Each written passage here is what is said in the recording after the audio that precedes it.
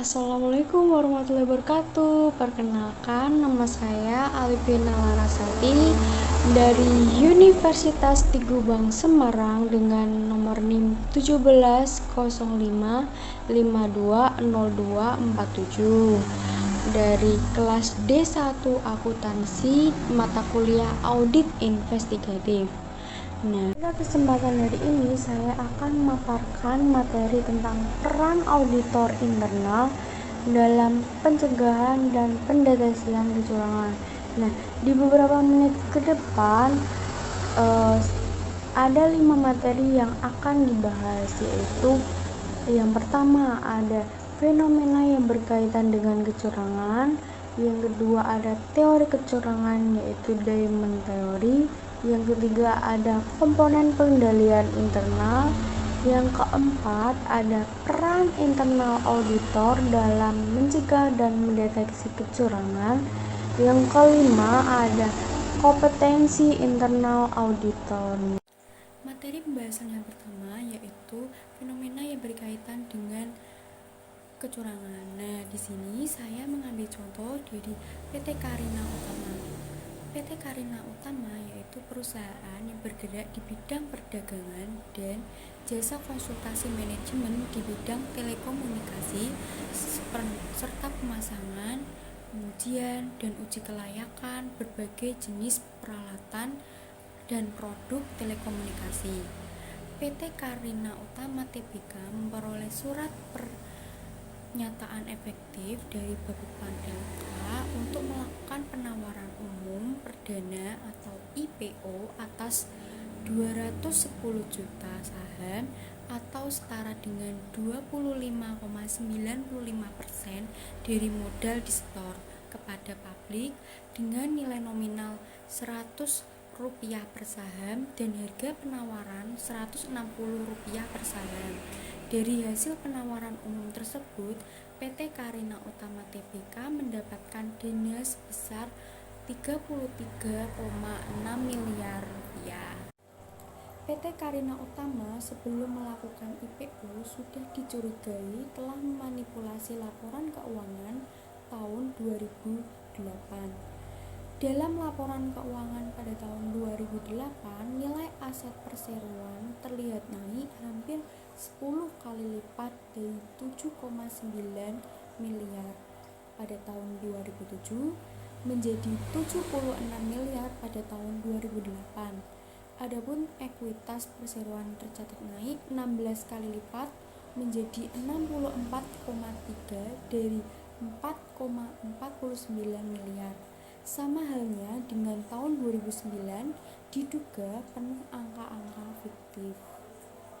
Dalam laporan keuangan audit 2009, PT Karina mencantumkan ada piutang usaha sebesar 8,606 miliar dari IMG dan pendapatan dari IMG sebesar 6,773 miliar.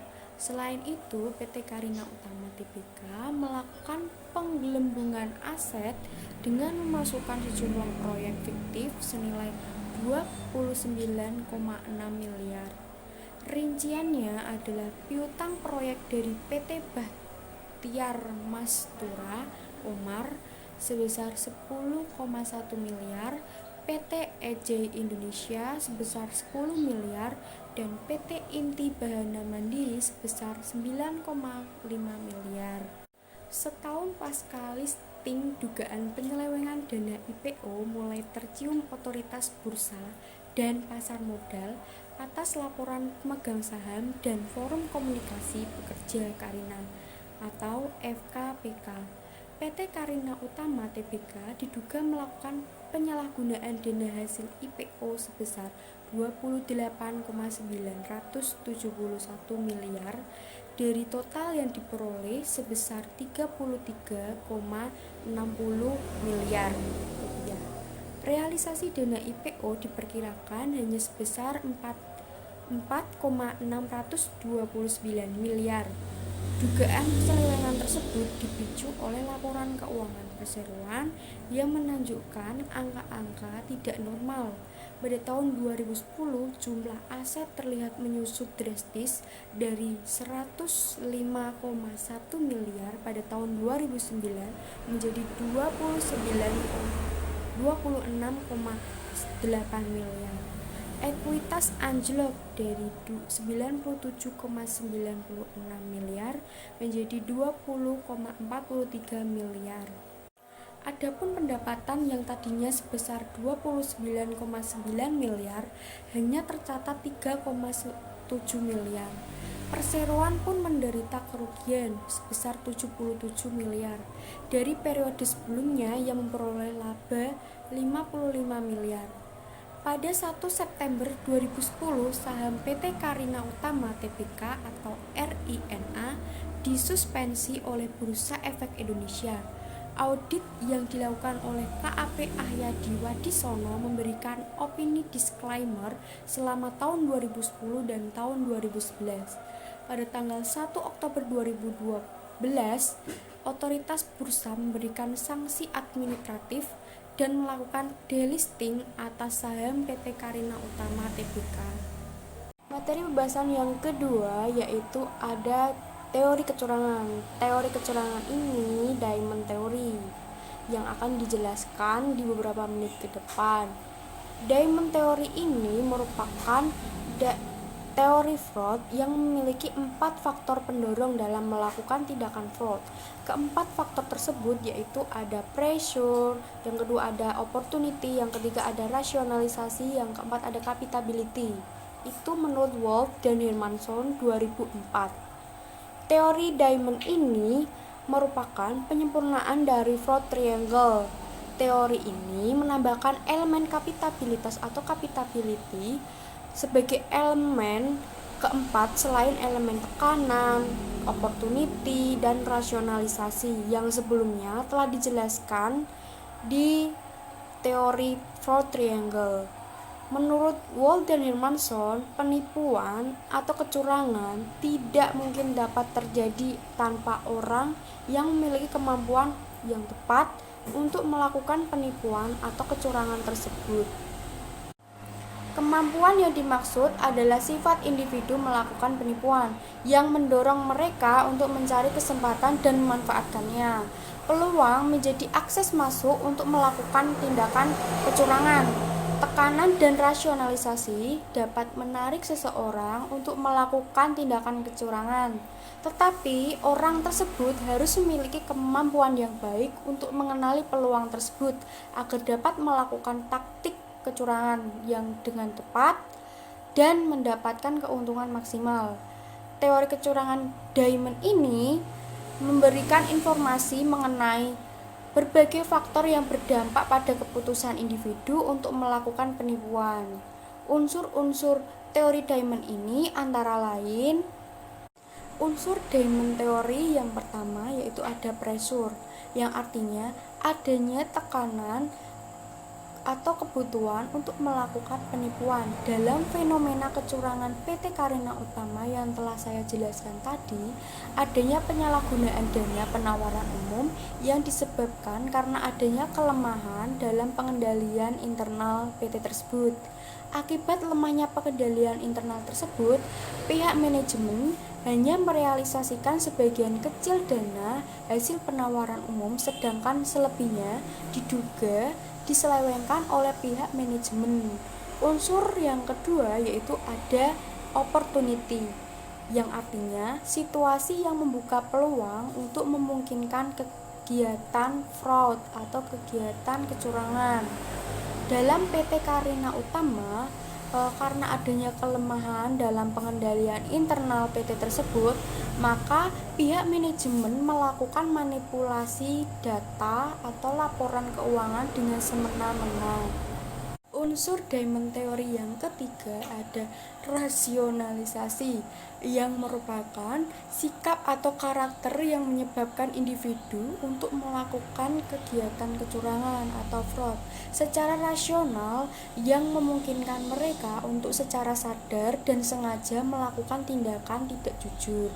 Dalam PT Karina Utama, dalam manipulasi laporan keuangan disebabkan oleh pihak internal yang dengan sengaja melakukan manipulasi guna mempercantik angka-angka dalam laporan keuangan agar menarik investor yang akan membeli saham di PT Karina Utama.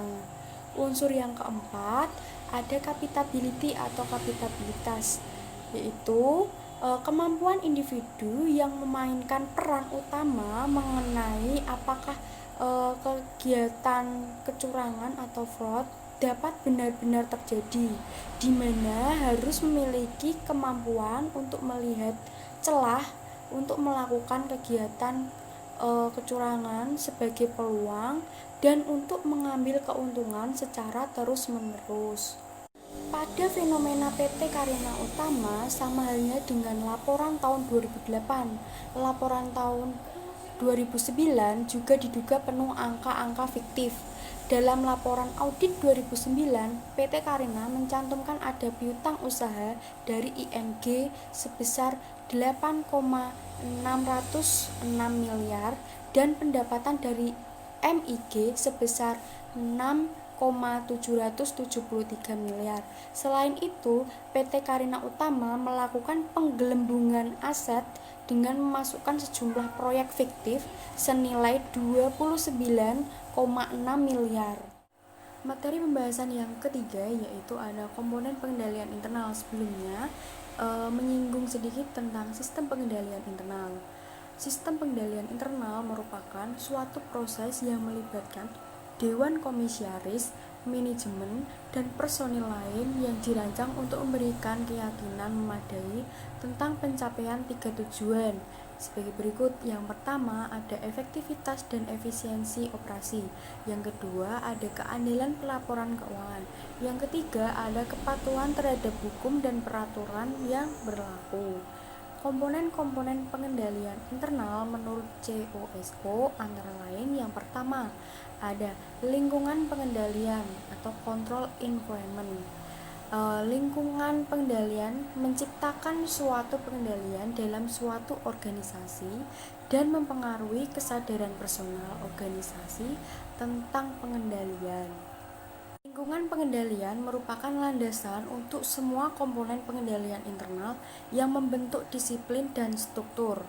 Berdasarkan rumusan COSO bahwa lingkungan pengendalian didefinisikan sebagai seperangkat standar, proses, dan struktur yang memberikan dasar untuk melaksanakan pengendalian internal di seluruh organisasi. Selanjutnya, COSO menyatakan bahwa terdapat 5 prinsip yang harus ditegakkan atau dijalankan dalam organisasi untuk mendukung lingkungan pengendalian agar dapat terwujud dengan baik, yaitu yang pertama, organisasi yang terdiri dari dewan direksi, manajemen, dan personil lainnya menunjukkan komitmen terhadap integritas dan nilai-nilai etika. Kedua, dewan direksi menunjukkan independensi dari manajemen dan dalam mengawasi pengembangan dan kinerja pengendalian internal. Manajemen dengan pengawasan dewan direksi menetapkan struktur, jalur pelaporan, wewenang-wewenang dan tanggung jawab dalam mengejar tujuan.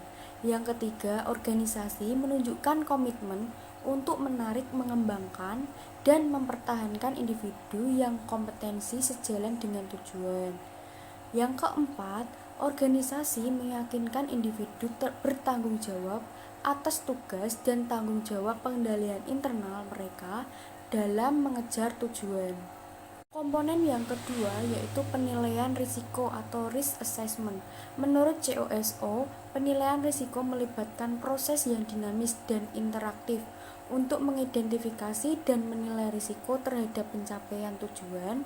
Risiko itu sendiri dipahami sebagai suatu kemungkinan bahwa suatu peristiwa akan terjadi dan mempengaruhi pencapaian tujuan entitas, dan resiko terhadap pencapaian seluruh tujuan dari entitas ini dianggap relatif terhadap toleransi resiko yang ditetapkan. Oleh karena itu, penilaian risiko membentuk dasar untuk menentukan bagaimana risiko harus dikelola oleh organisasi. Prinsip-prinsip yang mendukung penilaian risiko menurut COSO yaitu sebagai berikut. Yang pertama yaitu organisasi menetapkan tujuan dengan kejelasan yang cukup untuk memungkinkan identifikasi dan penilaian risiko yang berkaitan dengan tujuan. Yang kedua, organisasi mengidentifikasi risiko terhadap pencapaian tujuan di seluruh entitas dan analis risiko sebagai dasar untuk menentukan bagaimana risiko harus dikelola. Yang ketiga, organisasi mempertimbangkan potensi kecurangan dalam menilai risiko terhadap pencapaian tujuan. Yang keempat, organisasi mengidentifikasi dan menilai perubahan yang signifikan dapat mempengaruhi sistem pengendalian internal. Komponen pengendalian internal yang ketiga yaitu ada aktivitas pengendalian atau control activities.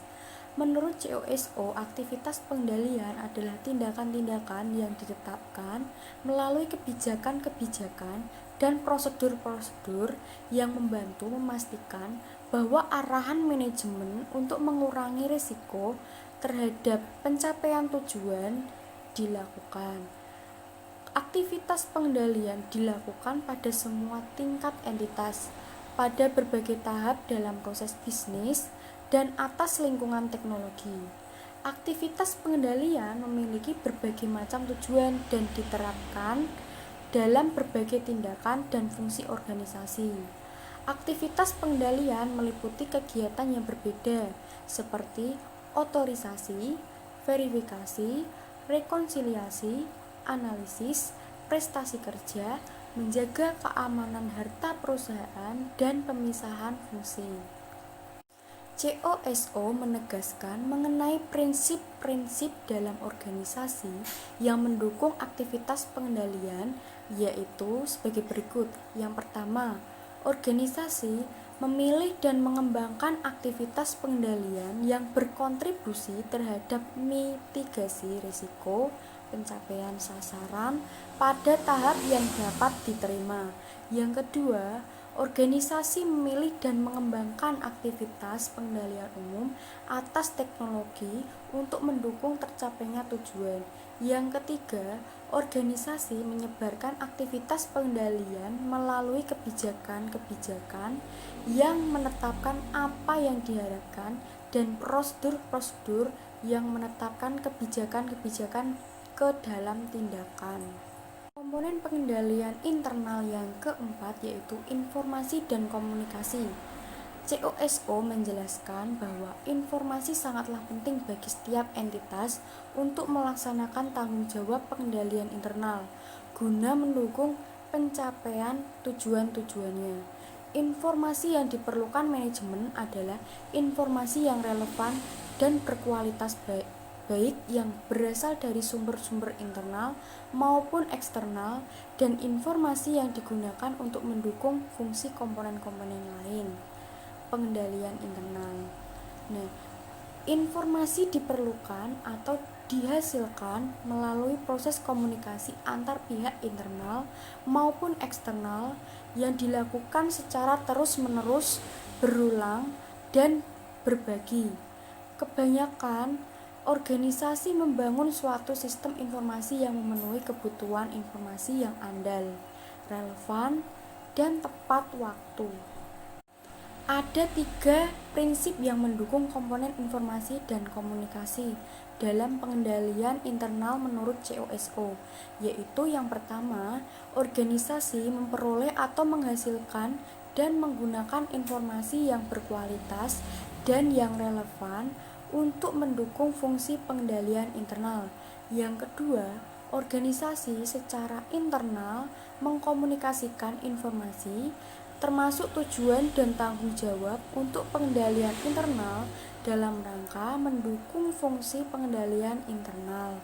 Yang ketiga, organisasi berkomunikasi dengan pihak internal mengenai hal-hal yang mempengaruhi fungsi pengendalian internal. Komponen pengendalian internal yang kelima yaitu aktivitas pemantauan atau monitoring activity. Aktivitas pemantauan menurut COSO merupakan kegiatan evaluasi dengan beberapa bentuk, apakah yang sifatnya berkelanjutan, terpisah, maupun kombinasi keduanya, yang digunakan untuk memastikan apakah masing-masing dari kelima komponen pengendalian internal mempengaruhi fungsi-fungsi dalam setiap komponen. Ada yang ada dan berfungsi. Evaluasi berkesinambungan terus-menerus dibangun ke dalam proses bisnis pada tingkat yang berbeda dari entitas menyajikannya informasi yang tepat waktu. Evaluasi terpisah dilakukan secara periodik, akan bervariasi dalam lingkup dan frekuensi tergantung pada penilaian risiko, efektivitas evaluasi yang sedang berlangsung, bahan pertimbangan manajemen lainnya. Temuan-temuan dievaluasi terhadap kriteria yang ditetapkan oleh pembuat kebijakan, lembaga-lembaga pembuat standar yang diakui, atau manajemen dan dewan direksi, dan kekurangan-kekurangan yang ditemukan dikomunikasikan kepada manajemen dan dewan direksi. Materi pembahasan yang keempat yaitu peran internal auditor dalam mencegah dan mendeteksi kecurangan. Peran audit ini sebagai pengawas terhadap tindak kecurangan. Audit internal bertanggung jawab penuh untuk mengawasi manajemen penipuan dengan melakukan pengujian internal dengan membantu mencegah mengevaluasi dari kegiatan dalam berbagai segmen. Kemampuan penanganan risiko kecurangan yaitu sebuah kecakapan atau keahlian yang dimiliki auditor untuk menemukan indikasi melalui fraud atau tindakan kecurangan. Untuk melakukan pencegahan terhadap penipuan, setidaknya ada 3 upaya yang harus dilakukan, yaitu sebagai berikut. Yang pertama, membangun individu yang di dalamnya terdapat trust and openness, mencegah benturan kepentingan, perjanjian pengungkapan, serta rahasia kontrak keamanan perusahaan. Yang kedua, membangun sistem pendukung yang meliputi sistem terintegrasi dan standarisasi kerja, aktivitas kontrol, dan sistem reward serta recognition. Yang ketiga, yaitu membangun sistem monitoring yang di dalamnya terkandung penilaian pengendalian diri, yang terkandung kontrol self-assessment, auditor internal, dan auditor eksternal. Cara mendeteksi penipuan atau kecurangan, langkah-langkah yang perlu dilakukan oleh seorang auditor internal yaitu ada sebagai berikut. Teknik yang pertama yaitu teknik yang mendeteksi melalui audit catatan akuntansi yang mengarah pada gejala atau kemungkinan terjadinya kecurangan atau critical point auditing. Point auditing yaitu ada sebagai berikut. Yang pertama ada analisis tren, yaitu pola kecenderungan atau konjungtur yang terjadi dari periode ke periode berikutnya. Yang kedua yaitu pengujian khusus. Pengujian khusus yaitu terhadap kegiatan satu pengujian yang memiliki risiko tinggi terhadap kecurangan. Yang kedua yaitu teknik yang mendeteksi dengan analisis kepekaan pekerjaan dengan memandang pelaku potensial atau job sensitivity analysis. Atau job sensitivity analysis ini yaitu ada sebagai berikut. Yang pertama, identifikasi semua posisi pekerjaan yang rawan terhadap kecurangan atau metode pendekatan. Yang kedua, identifikasi tingkat pengendalian yang dilakukan manajer. Kecurangan akan mudah dilakukan kalau manajer lengah atau sibuk dengan tanggung jawab yang lain dan mengabaikan tanggung jawabnya dalam melakukan pengendalian. Yang ketiga, identifikasi gejala simptom atau yang terjadi seperti adanya kekayaan pribadi yang tidak dapat dijelaskan, pola hidup mewah, rasa tidak puas, egois, pengabaian instruksi, dan ingin dianggap penting atau karakter pribadinya seperti itu. Yang keempat yaitu pengujian rinci, apakah pengujian dan tindak lanjut perbaikan telah dilakukan pada kesempatan pertama atas jenis pekerjaan yang berisiko tinggi. Materi pembahasan yang kelima atau yang terakhir ini yaitu kompetensi internal auditor. Kompetensi ini yaitu komponen yang tidak pernah terpisahkan. Menurut Mulyadi, tahun 2009 halaman 58 itu adalah yang pertama pendidikan, yang kedua adalah pengalaman. Kompetensi diperoleh melalui pendidikan dan pengalaman. Anggota seyogianya tidak menggambarkan dirinya memiliki keahlian atau pengalaman yang tidak mereka punyai. Dalam semua penugasan dan dalam semua tanggung jawabnya, setiap anggota harus melakukan upaya untuk mencapai tingkatan kompetensi yang akan meyakinkan bahwa kualitas jasa yang diberikan memenuhi tingkat profesionalisme tinggi seperti yang disyaratkan oleh prinsip etika. Pemerintah mensyaratkan pengalaman kerja sekurang-kurangnya 3 tahun sebagai akuntan dengan reputasi baik di bidang audit bagi akuntan yang ingin memperoleh izin praktik dalam profesi akuntan publik. Seperti yang dijelaskan di buku Mulyadi tahun 2009 halaman 58. Selain itu, untuk meningkatkan kompetensi profesional menurut Jafar dan Sumiati tahun 2008 halaman 123 dapat dibagi menjadi 2 fase yang terpisah. Yang pertama yaitu pencapaian kompetensi profesional. Pencapaian kompetensi profesional ini pada awalnya memerlukan standar pendidikan umum yang tinggi, diikuti oleh pendidikan khusus, pelatihan dan pengujian profesional dalam subjek-subjek yang relevan dan pengalaman kerja.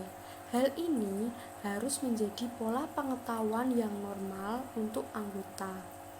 Yang kedua yaitu pemeliharaan kompetensi profesional.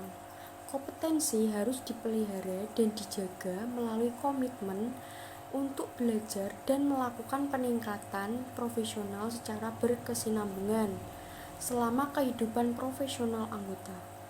Pemelihara kompetensi profesional memerlukan kesadaran untuk terus mengikuti perkembangan profesi akuntansi, termasuk diantaranya pernyataan-pernyataan akuntansi, auditing, dan peraturan lainnya, baik nasional maupun internasional yang relevan. Anggota harus menerapkan suatu program yang dirancang untuk memastikan terdapatnya kendali mutu atas pelaksanaan jasa profesional yang konsisten dengan standar nasional dan internasional. Kompetensi audit internal menjadi sangat penting sebagai penunjang sebelumnya. Kompeten memiliki pengertian bahwa auditor internal harus memiliki keahlian di bidang audit dan mempunyai pengetahuan yang cukup di bidang yang diauditnya. Kompetensi sendiri menurut The Institute of Internal Auditor atau IIIA tahun 2009 halaman P1 yaitu auditor internal menerapkan pengetahuan, keterampilan, dan pengalaman yang dibutuhkan dalam pelaksanaan jasa audit internal. Hal yang perlu diperhatikan dalam pelaksanaan tugas audit menurut standar profesi audit internal yang dikutip dalam Konsorsium Organisasi Profesi Audit Internal tahun 2004 H9, yaitu penugasan harus dilaksanakan dengan keahlian dan kecermatan profesional.